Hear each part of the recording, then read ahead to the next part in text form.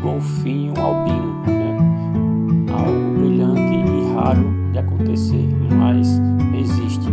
Foi encontrado nadando junto com a família em alto mar, capturado pelas câmeras de um pescador, para poder mostrar essa beleza rara, esse espetáculo da natureza que é um golfinho albino. Não é algo fácil de se ver na natureza, mas a natureza está sendo a natureza expor o que tem de mais belo para que todos possam ver, né? Tá aí, para quem nunca viu, está vendo agora um golfinho raro albino.